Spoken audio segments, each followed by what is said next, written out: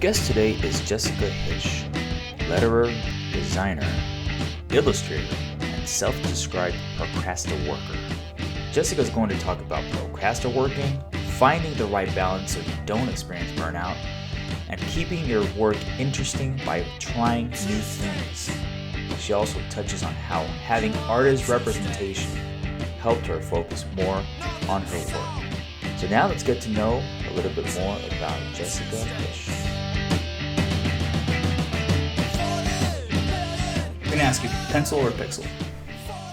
Well, I don't work in pixels at all, so Boom. so that's easy. Yeah, I work in pencil and vector, so very different.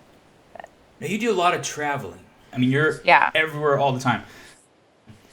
Do you ever kind of like stop and like think to yourself like, man, I'm just gonna chill, you know? Oh yeah, all the time. I mean, I wish I could do that, but the issue is that the second that I make that decision, it doesn't actually even affect my calendar for months because I've already said yes to other things. And then by the time that comes around, I'm just like, wait, but I could have gone to this awesome thing, and why did I say no to that? Whatever, it's so funny because like the other thing that I find is that I get really burnt out if I travel too much, but if I travel too little, then all of a sudden I start feeling really antsy. So finding the right balance is hard to do. What I've sort of found is that 1 to 2 events a month, like if I could just do one travel event per month and then one like really, really minor travel event, like I go for a day and then come home, that would probably be my ideal, but it's really difficult to make that happen, just because even I have a trip. I'm speaking at a conference in Wellington, New Zealand in November, and Nice. this other conference in Sydney. I had sort of planned that when I go over there, I'm going to go to Sydney just to like see some friends because Yeah. I haven't been in a couple of years, and I was like, oh, I'll just go to Sydney, and then this conference call like emailed me from Sydney and was like, hey, are you going to be down here anytime soon? Or like, would you want to come out to speak at our conference? And I was like, fuck, it's like a week before. I should probably just do it because then they'll like pay for me to fly to Sydney or, Yeah, yeah. But now I have like 2 speaking gigs a week apart on the other side of the world, which means I'll be That's there for like a crazy. week and a half and I'll be by myself. And so it's great, but it's also stressy and, makes it hard to manage client stuff and all kinds of jazz. So, but yeah. So tell me about the balance. How do you balance, like I said, you travel a lot. So how do you balance traveling and getting your client work, together and out on time? And is it Well, really it's really hard. Originally, what I would do is I would take on client work while I was traveling, but I would just like be really careful about what kind of work I took on. And then, like, so for instance, if I had a project, it would be okay if I had sketches due while I was away because I could work on them and then send them off, and it would be like I wasn't gone. But like if there was a final due, I would try and schedule that for after I came back. And usually that kind of worked out timeline wise anyway. But it only really works for things like editorial yeah. or book covers because when I'm working on ad jobs, you sort of like they give you the schedule, but the schedule is like totally tentative and you kind of never know what it's going to be. So it's just too high stress to be in a time zone like 9 hours away and then get feedback from a client right before you're about to go to bed that says, this is great, but can you make XXX change? We have a meeting in 2 hours. And you're like, it's already Holy. 2 a.m. Yeah, yeah, I'm just like, that's not possible. So now what I mostly do is I don't work very much when I travel. Like I use that as a time to either like work on personal projects because there is no deadline. Like I work on typeface stuff a lot when I travel just because it's something that I can work in like an hour here or there versus, more client stuff where it requires like a full 8 hour workday or something. Because it's depressing to work in your hotel room when you're traveling, and it also like everyone already assumes that like all the travel I do is like super glamorous. Like everyone that doesn't travel a lot for work is like, that's so amazing. You get to see all the earth all the time. And I'm like, well, sometimes it is amazing. Like the 1 to 2 times a year that I can actually take time off, it's amazing. But usually I'm gone for like 2 or 3 days. I'm super jet lagged. I'm just hanging out in the hotel, which is like next to the conference center, which is not the cool part of town. And sometimes organizers do a really good job of like setting up stuff for people that are speaking, but sometimes they want to be really hands off because they're like, well, we don't want to dominate your life, blah, blah, blah. And I'm like, no, please, like, give me Guide me, things, please. guide me. A little bit. I don't, yeah, I'm like, I don't know anyone here, because I'm usually by myself. A lot of Yeah, times they offer to fly Russ with me. That's like an awesome perk of doing this, but he can't really get away like ever, exactly. so it only works sometimes, maybe once a year, and then those trips are really fun. But for the rest of the time, it definitely feels like work, Oh, absolutely. sometimes. And like you mentioned, Russ. I mean, he has his own thing going on. He has his work to complete. I mean, Well, for me, I'm freelance, so I can pick and choose when I work, like to an extent. If a big job comes my way, I can't turn it down because if I'm traveling and a lot, which just pays like no money, like the kind of conferences that I want to speak at are the ones that don't really pay you much, if anything. A lot of people that are like, you should be charging like, $10,000 for a speaking gig or something. The kind of crowds that you speak at when you're making like legitimate money speaking are not the kind of crowds that I necessarily have the most fun speaking in front of. So I would much prefer to like make nothing, speaking or next to nothing speaking in order to so like why are you okay with that? well, because whenever you're speaking at a conference for students or young professionals, the ticket cost is pretty low. Like the kind of events that are made for young professionals and students, they don't charge a lot of money for them. And I know enough conference organizers to know that they're not like raking it in from all the hours that they put in to these conferences. And the ones that do charge a lot of money tend to attract crowds that are much more like businessy, where it's just like people are getting paid by their work to go, and it needs to be like a very practical conference because of that, because they like go to the conference, they come back and their boss really wants them to like teach everyone all the Photoshop tricks that they Oh learned at the yeah, conference or whatever. And definitely that's been there. it's a really different kind of vibe, and it's just not as fun. It's more fun to just like get people totally psyched and get on stage and like of course you're teaching through your work, but you still get to like show your work instead of like writing a dissertation about a topic. Like I didn't get into doing design and lettering so that I could write papers about design and lettering. Exactly. Yeah, no, that's totally true. And I mean, when it comes to this, I mean, even people that go to these conferences, they want to be, we want to be energized, and we want to leave with this, inspiration and just sort of. Yeah, that's really the primary objective of a conference is like everything that you can learn at a conference, you could Google, like, like, except for the life stories, except for the enthusiasm and the life stories that you get from people on stage. Like, people that are speaking are like, even in a technical conference, the thing that they're doing best is like contextualizing things that you could learn on the internet in a way that is new, and it's because they apply it to their own experience. But like really, like if you just want to learn like best practices for like making a website, you could definitely just read articles or read books or whatever, rather than pay thousands of dollars to travel somewhere and see it in front of a crowd. So the main point of conferences is like the uniting of people and just like getting the conversations that you get by interacting with other people that are there, by interacting with the speakers, by getting yourself jazzed up to go back to work and like look at your work in a different way, not to like learn how to like add a drop shadow in CSS. program or something. Yeah, exactly. That's awesome. Thank you for sharing that. Yeah, it's fun. It's such a weird doing the public speaking thing is such a weird thing to do because once you're in, it's like a weird cult that you can't leave. Like it's like everyone's always looking. Yeah, and it's hard to turn these gigs down. Yeah, I mean, it's really hard to outright say no. Like for me to be like, I'm not doing any public speaking for the next year. Like, because that's as far out as I would have to do it Yeah, in because order I've to heard people actually say say that I'm no. taking the year off. Yeah. Yeah, but even when you do that, that means you take the year off from the moment that you decide to do it until when? Because you still have stuff on your calendar for the next 8 months, you know? So you're actually not taking the year off then, now you're taking it off then. And then by the time that comes around, everyone's like, but I emailed you a year ago and you said you took a year off and it's a year. And I'm like, yeah, and now all the things that I had on my calendar are now over. So now the year is happening. And then all of a sudden it's really like 2 years. And then yeah, and then you just worry about like falling off of people's radars or something. I don't know. Like it's not that I don't enjoy it. It's just that when I do it too much, it eats away at my ability to actually produce work. So, like, I love doing it.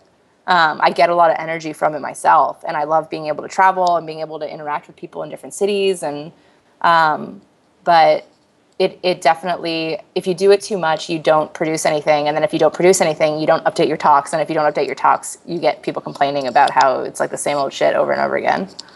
So. What do you enjoy the most? I think it's like a combination of all things. Like, of course, above all, I like making the work because I get the most excited. Well, that's hard to say because I think one of the things that I like the most about making work is the reactions that I get from people, whether it's like my clients or other people about the work that I'm doing.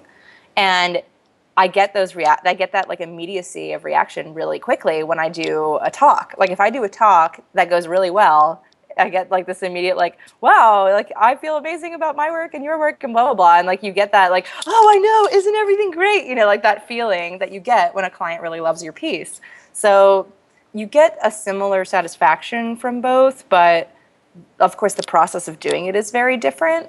And I think it's like anything, if someone was like, if you could have one food for the rest of your life, what would it be? Like no one has one food. Like they do. They would say like, oh, pizza because it's the most flexible or something. But you would still get tired of it. You couldn't do it No, forever. exactly. If you had to settle on one thing, you could pick something. But I don't want my like career to be like me settling for the thing that I like the most right now when maybe I don't like it the most all the time or I won't in the future. You're definitely open about wanting to do different things, many Yeah. things, and you sort of jump into all these. I mean, you could easily be considered not just a letterer, not only a designer, illustrator, but a web designer. And now, but you do that just to keep your work interesting, right? It's to keep my work interesting, but also to like keep my brain active. When you specialize in something for like what you do for a living, like my like client specialty is lettering, and there's still tons for me to learn in terms of lettering. Like I wouldn't say that I am like at the end of the line in terms of knowledge for that at all. Like nowhere near close to it, but the further along you get into something, the more specific your new learning becomes, where it's less like the big aha moments where all of a sudden like the world makes sense to you. And I miss those aha moments. I miss the when everything is like super fresh and you just learn something and all of a sudden it feels like it's a huge difference in the kind of work that you produce.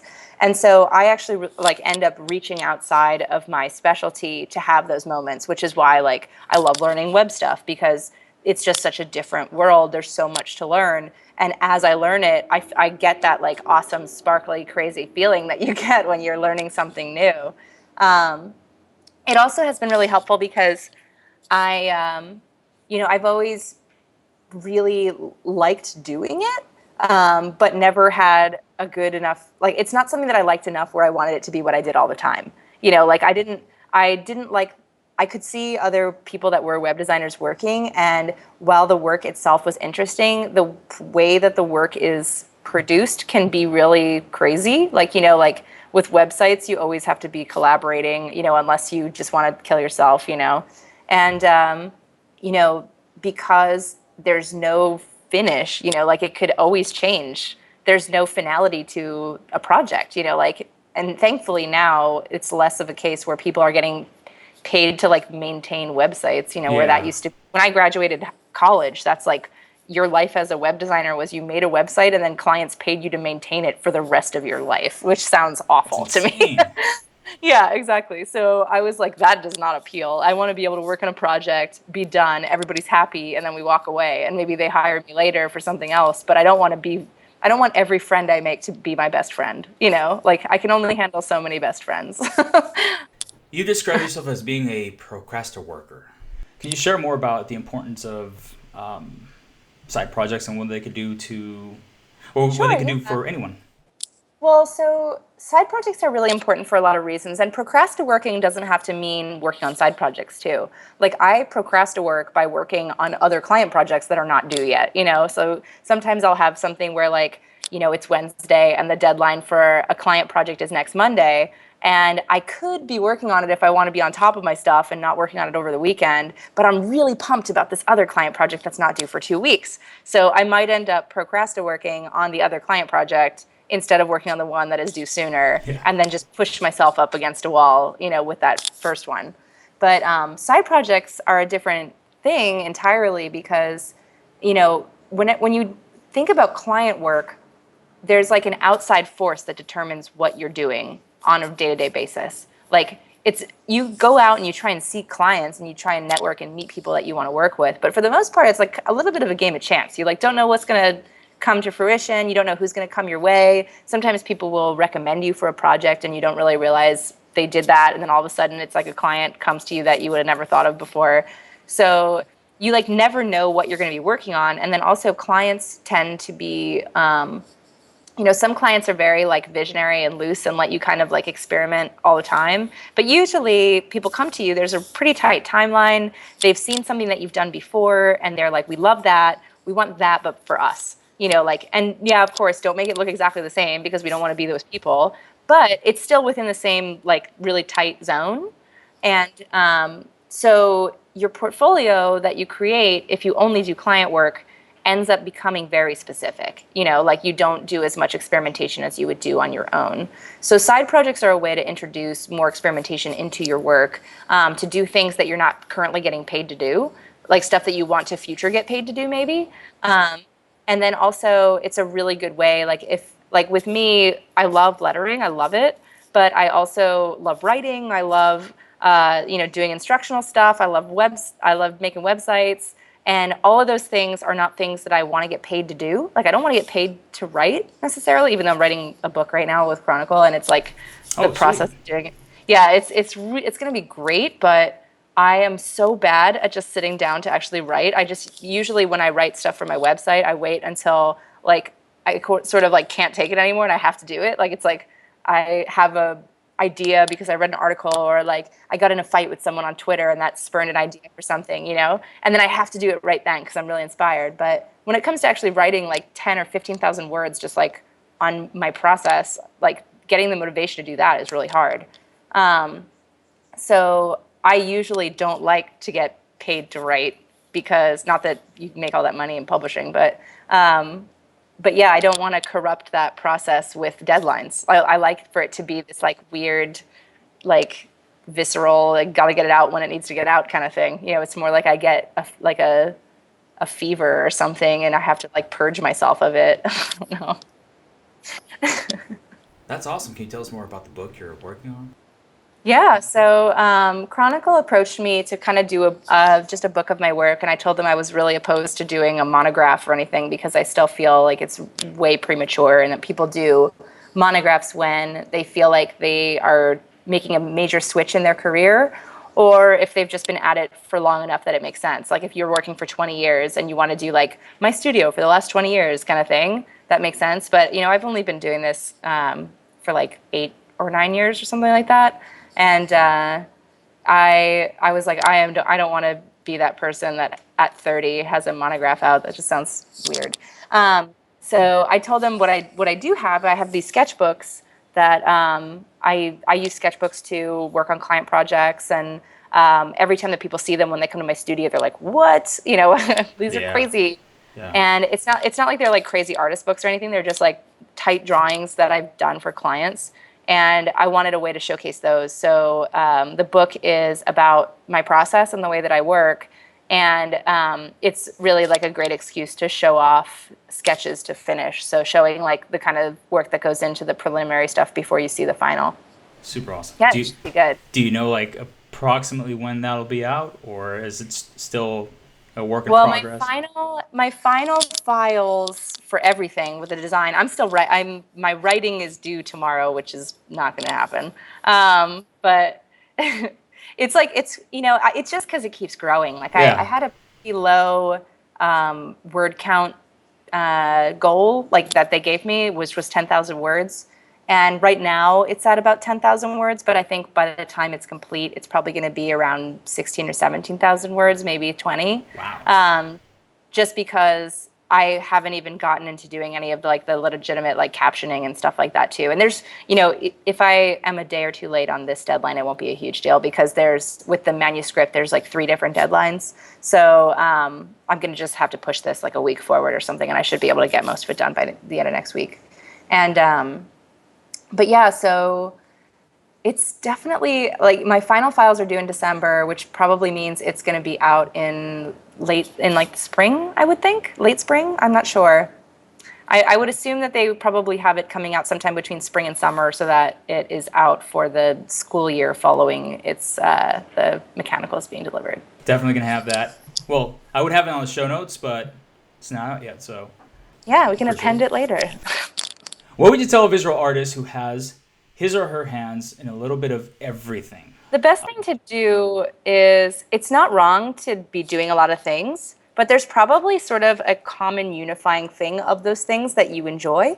So, like, the best thing to do when you don't quite have a narrowed down field of what it is that you're interested in is to just, for like a couple of weeks, whenever you're doing anything, pay really close attention to the things that you like and dislike about that thing that you're doing. Like, so if you're painting, maybe there's like something about painting that you love. Maybe you like love mixing your color palettes, but you hate finishing off a painting when it's like halfway done or something.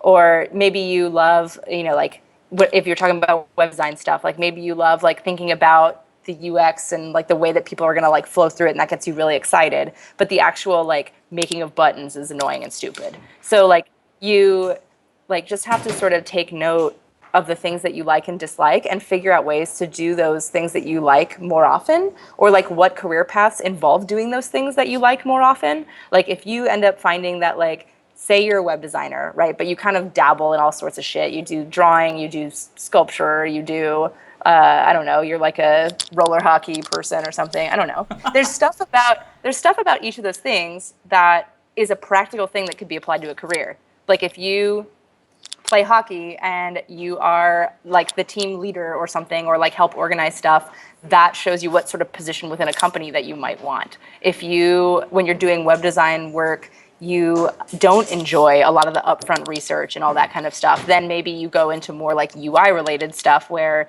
you're working with other people that are researchers and UX people and working with them to like make the visuals. So you can always narrow stuff down. It just, you have to be self-aware, you know, and it's okay to keep experimenting and to keep loving to do other things. The only reason it becomes an issue is because it's really difficult to convince people to hire you if you have a portfolio that's all over the place, you know. It's because people look for consistency. It doesn't have to be like work that's all the same, but they have to see that there's like a focus to your stuff for freelance. If you're looking for a full-time job, it's totally different because salaried employees are kind of the best if they do dabble in a lot of stuff, because you can work at a smaller studio and be the person that can jump on like any job versus like being the person that, like, if you have a very, very specific specialty and you're a salaried employee, it's probably just at an enormous place. You know what I mean? Because they have to have enough work for your specialty to be applicable all the time.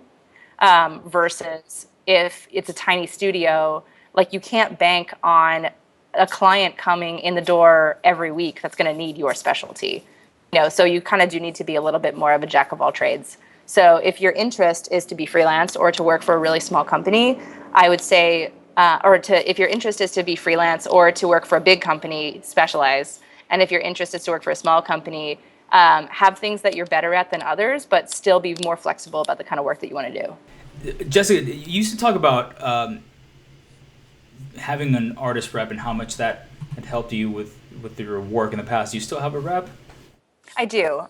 So in the beginning, when people have reps, a big part of having a rep is them getting you work, and which is like awesome because you get work because they send out promos, and also because you're just like associated with these other people in the group, which then, like, if someone's interested in one of the other artists that has built up a reputation in your group, they go to the rep's website and they discover you. So it just becomes like a way to be discovered as an artist. But then once you get the ball rolling, and specifically if you're like me and you like have some pretty good hustle going, you know, where I'm just like, I don't need someone out there promoting me because I just stay involved and am doing all this conference shit and all that kind of stuff. So right now it's less that my rep is getting work for me and more that he's managing the work that comes in. So he takes a lot of the day-to-day business management nonsense off my plate. So any new job that comes in goes to him, even though it doesn't have to, because even if I meet someone at a conference and they say, that was great, I want to hire you, they could technically write me directly instead of having to go through my rep and me having to pay him to manage it. But I just don't like doing contracts and negotiating prices, and like I enjoy being involved in the process of that, and I have a lot of like intelligence about doing that now, from my experience. But it's really great when you don't have to be the person that both is the like strict business person and the person that's making the work for them, because all of a sudden like their opinion of you is strictly as this like, hey, I'm the nice artist you get to work with, not the strict business person that argued with you for 3 days over your contract. So the separation is really nice, and I find it just helps with my client relationships better. And then if they're asking for things that are not in the contract or are being crazy and stuff like that, I have a witness to their crazy. I can say like, hey, I've CC'd my rep. What you're asking for isn't in our terms, and I would totally do it, but maybe we should renegotiate, blah, blah, blah. And if it was just me, it would be really hard to like have the balls to do that, but then also to not feel like I was outnumbered in a fight, because they're always going to have more people on board than me because I'm working with creative teams or working with clients that have accounts managers and blah, blah, blah. So it's nice to feel like I have a little team instead of it just being me. Wow. Do you recommend like any, I don't know, it's kind of a tough one, right? But would you suggest that artists seek out reps or? It depends, because I think it really depends on the workflow that you have and the kind of jobs that you're doing, because editorial work for an illustrator is really straightforward. It's not like the contracts change all that much between them. Not like the prices shift dramatically between them. But if you're doing a lot of like, logo type work or a lot of like bigger advertising jobs, like the numbers from like a small job to a big job are like dramatically different. And it can be really hard to work up the courage to ask for the bigger numbers if you don't have another person there holding your hand. But what I would say is for people that aren't artists, for people that are more like designers and web people, one of the ways that you can get around doing it without actually having a rep, because it would be weird to have a rep as a web designer, is to have like a lawyer friend. Like I'm sure you have a person that you know from high school or something that has like their law degree that maybe doesn't even do anything close to like intellectual property law. But whenever you get in like a weird thing with the contract or something, you can just CC them on the email, even if they're not doing any work. Like ask your friend in advance, but be like, oh, I've just CC'd my lawyer in case there's any questions, like, so all of a sudden you have this extra person, whether or not they're like hyper involved. And you could just like pay your friend in pizza or whatever if like they're a friend. Just give them a But couple beers. if I were a designer that was working for myself and I was having a client that was refusing to pay me for whatever reason, even though like obviously they're in the wrong, I would definitely just find a friend that happens to have a law degree, and I would be like, hey, you still owe me that invoice. I've CC'd my lawyer in case there's any questions, but let's get that paid. And then there's something about having that extra person, especially a person that has like an official title of being a lawyer, that it kind of helps get things in gear. Dude, that's some awesome advice. That's definitely good for anyone, no matter what, no matter if they're freelance or, Yeah. And I would say like you could do it yourself just by pretending like you have a rep or something, but it's just too easy to like Google stuff. So it would just make more sense if you found someone that, you could actually use, and actually someone that if you did get into legal trouble would be able to help you out.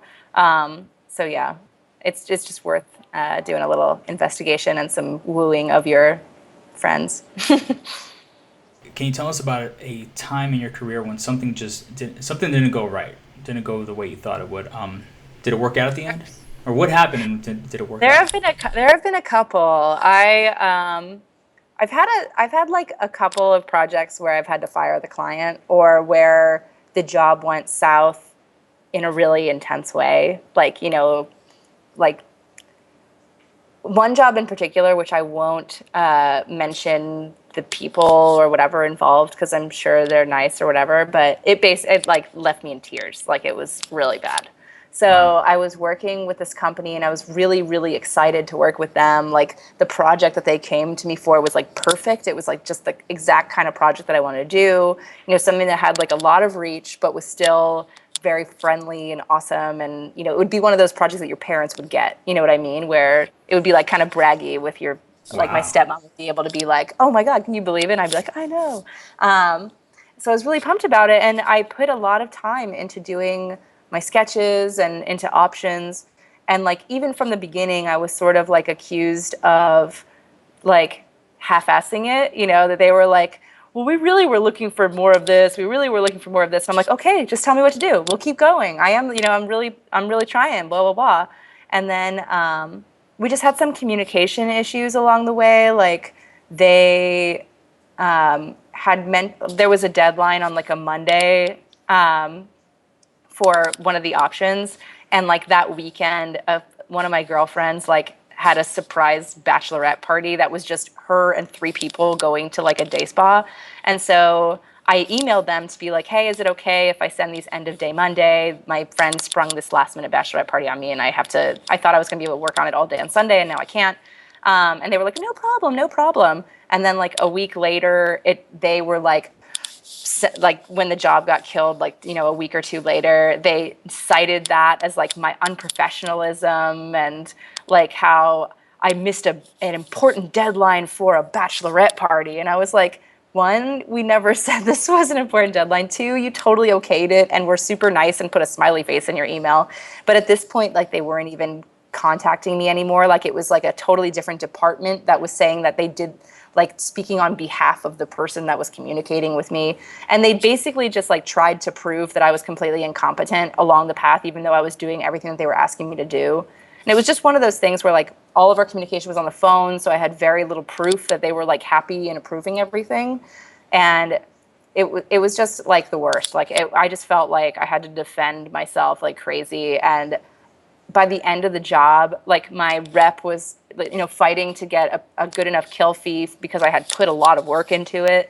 And I just had to tell him, like, I don't care what you get. I never want to hear about this project again. Like, I never just, like, eventually send a check, but don't ask me any more questions. I don't even want to think about it. I can't, like, this is like poison in my brain. Every time I think about it, it makes me upset. Like, it was like that level of could not handle. Yeah. Wow. And So it like, was like all this stuff they were saying, were they saying it publicly or was it no. I mean, they communicating with weren't saying you? it publicly. It was just all like basically once the job got killed, they just didn't handle the killing well. Like sometimes projects get killed. Sometimes like you just can't come to a good consensus together. Like they had an idea of something and for whatever reason I'm not nailing it, or there's like a communication problem or something that's making it not happen, or someone in-house just decides they don't like the options that I'm producing and they're like, we're going to go with someone else. We got this going on. And that's no problem. Like that happens. It's not a big deal. But what is a big deal is when someone tries to drag you through the mud and say that you were being incompetent and irrational and unprofessional the entire time. Like one of the instances, for example, like I had to send them, they originally in their like brief in one of the stages asked for like three very different varieties, but the timeline was really tight. And on the phone, I was like, how about I just send you iterations as we go? And if there's something that you like, then we can move forward with revisions on that, just because I want to make sure that we get this, complete, to a certain And level. this is you And talking to someone on the phone. yeah, this is me talking to three people on the phone. And so I sent them like two versions the next day and was planning to send another version the day after that. But they really liked one of the things that I did in the first day, and we moved forward with that. So I never did that third version. They were totally fine with it. But then when they killed the job, the person that was running the account was like, well, you only delivered 2/3 of the work. So I mean, that's obviously can't be what we pay you for. And I was like, but they okayed it, you know. So a lot of times it's stuff like that where unless you have an actual written thing that says no, do not proceed with the last option, it becomes complicated. And you kind of, no matter how business savvy you are, it can be really easy to forget that sometimes, especially when the people that you're working with are being super nice and awesome. Like they were being like awesome, like really, really nice, and it only became weird once the job got killed and I wasn't dealing with them anymore and they weren't allowed to communicate with me anymore because of legal stuff. So I finally, like, I wrote them and I was like, this is such a shame that this had to end this way. I just feel like we, like, I was really excited about the project. I would have gone into like a million extra iterations for you guys. But, and I really wish that if you really were this unhappy that you had told me, because everything that you said to me over the phone and through email was just like, we really think this is going in the right direction, blah, blah, blah, blah.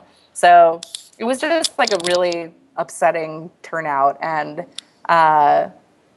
like usually when jobs get killed, which happens, a fair amount, like sometimes people call you just to do like a trial of something and then they move forward with another person or whatever. It's totally normal, but it's not normal when I leave feeling like I never want to work again. Yeah. So. I mean, that was pretty recent. I mean, that was pretty recent. Does that kind of stuff still sort of happen?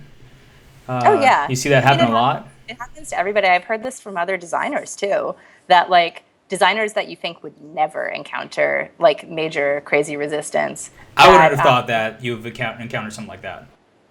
No. I mean, it definitely still happens. And, more often than not, it's just a communication problem. Like in this case, the issue was that the team was communicating to me their thoughts, but wasn't being incredibly specific upfront about what they wanted. They were, their feedback would be like a little bit vague. So then I would be like, okay, well, I feel like what we have is like a pretty good thing to move forward. And what do you think about this? And they'd be like, well, okay, I mean, and then so it was sort of like not super clear as we were going along. And then, when and I should have been, being very specific in follow-up emails, being like, I'm going to do this, I'm going to do this, I'm going to do this, approve, yes or no. Like that's kind of how you have to be sometimes. But when everything seems like it's going really well, it's hard to do that. It's hard to remember that you have to like behave as if it's not going well all the time. Yeah. Wow. Yeah. Wow. But it still happens. I mean, I find too that if I don't get on the phone with a client at the beginning of a project, we both assume the other person is way crazier than they are. So like if I can get on the phone and have a really nice human conversation with them, projects go super well almost all the time. But if I don't have that communication time with them, then they always assume that if I deliver something that's slightly different than their art direction, because their art direction could be interpreted a couple different ways, that I was like phoning it in or something like that, which I'd never want to have people think that I'm doing. So you kind of need to know that the other person's not crazy and that they're excited and cool, like when you start a project. So you've done some really awesome work for books. Like I see those posters right behind you from that series with Barnes & Noble, right? Yeah, these were for an art show that I did in Philly, so I'm not allowed to sell these, unfortunately. But Yeah, I'll make sure to have those books on and a bunch of other projects of yours on the show notes. But do you have any books that you recommend for designers, artists, or anyone to pick up? My biggest recommendation is to kind of is less about reading books about design and more about reading books for pleasure. I actually think that one of the dangers that designers end up in is that they spend too much time only thinking and talking about design, and instead of making themselves more enlightened human beings in general. And a lot of times you get weird inspiration from, people that are writers, not just designers that are writing about design. You know what I mean? Exactly. So I think that, the writing style that you get for a book that is more technical or more instructional is very different than the writing style for fiction or anything like that. And a lot of times it's in that sort of writing, the more elaborate or more narrative or more pictorial writing, that you end up getting a lot of visual inspiration. In terms of design, books about type and lettering, I would look into, there's a book that's a really good, super basic intro, but it's really easy and still fun to read, even if you know what you're talking about. It's called Inside Paragraphs from Cyrus Highsmith. And it's a really short little book, but it would be one of those books that's really good if anybody has little to no experience in type stuff and wants to get enlightened with some good illustrations and stuff. And Stephen Cole's just released a book, and he is really involved in the type community, and he would be a good person to look up as well. And then there's another writer, Jan Middendorp. He is involved in the type community and works for Monotype, and he has at least one book out. I think he might have two. And then I think Ellen Lupton also has a couple of type books out that would be good to look into because she's, you know, a design writer and whatnot. But and then there's endless like eye candy books that you could pick up. Like basically like anything that Stephen Heller ever participates in is probably going to be something that would be interesting. But yeah. So if there is one piece of advice that you would give to the artist, designer, illustrator, letterer, aspiring designer, aspiring artist, what would that one piece of advice be? Well, the thing is about one piece of advice is that the advice that you give on one day is really different than the advice you give on another day. If I was going to give I was talking to someone about this the other day because if you ever ask someone like, what's the one piece of advice that's the most important for young people to know or whatever, and the main advice is like, be nice, be a normal human, like, you know, don't be an asshole. Like that's like the best advice you could ever receive as a person is to just like the whole golden rule stuff like is totally real. Like, you know, like be good and people will be good to you. But don't do it just because they'll be good to you. Do it because you just want to be good. And but if I was going to give advice today, I think my advice would be don't let design make you unhealthy. Like, Yeah, elaborate on that. Yeah, so I've been thinking about this a lot because every time I talk to designers that are about my age, we are very concerned about like all of a sudden all the conversations are about yoga or something like that. And there's definitely this by year thing that kind of happens when you're like 22 to 25. You don't give a shit about moving around or anything like that. You're kind of fine. Like, Yeah. yeah, you get sick when you take a break because your body has been like this for months, and then all of a sudden you like breathe and then you get bronchitis. But you don't have to be that crazy about your health. And then, in your mid to late 20s, which is what I had just was and just left, I did notice that, if I focused too heavily on work to the point where I was like working really late, never getting up from my desk, like having these deadlines that did not allow me to exercise, relax, sleep enough, my work was suffering, just because I was so stressed out. And whether or not the work itself, like the physical pieces of work was suffering, my relationships with clients were suffering because I always felt like I was like on edge. So I just think that make sure that like it's the whole thing that your parents teach you is like your health comes first. Like it's kind of real. Like if you can take care of yourself and like find time to quiet your brain down and not be like on edge or crazy all the time, or not be like constantly in the mode where you need to just be like endlessly outputting, you actually will output better work, I think, or at the very least be a better person to communicate with to your clients. So yeah. Oh, I love it. It's so true. We're relatively the same, around the same age, and yeah, it's either I talk to friends or whatever, and it's either meditation, yoga. Yeah, I think it has to do with being 28 and above. Like 28 was like the turning point, I I think think. so. Like Yeah. because 27 is when you have to start like caring about that kind of stuff, but you don't notice that you had to start caring about it until you're 28. So, and then all of a sudden, like you start having these like really like giant self-discovery moments about like, I just realized that if I lay on the ground in the dark for like 20 minutes, suddenly like my whole day is better. There's just like all Yeah. these weird, like meditative things that you do to All these get into like revelations and Zen mode. Yeah, yeah, all these revelations, things that like like normal people know that are not like obsessed with their work like how we are. Like they're like, oh yeah, I go to a barbecue, I feel better, and we're like, and I'm just like, what? I can't work on Saturday, but I love working, la la la. And then the second that you take a break to like do it, you're like, oh, I also needed the barbecue. Like I needed that as part of my life too. So definitely. So Jessica, before we wrap it up, where could people reach out to you? Where can we find you online? I'm pretty easy to find online. If you want to see what I'm up to on the daily, I would follow me on Twitter, though it's full of a lot of nonsense and cat photos and me like saying random things that I think of. So that would be just my name at Jessica Hische. And then my website is jessicahische.is/awesome. Love it. Well, Jessica, well, thank you so much for being on the show today. Yeah. Thank you.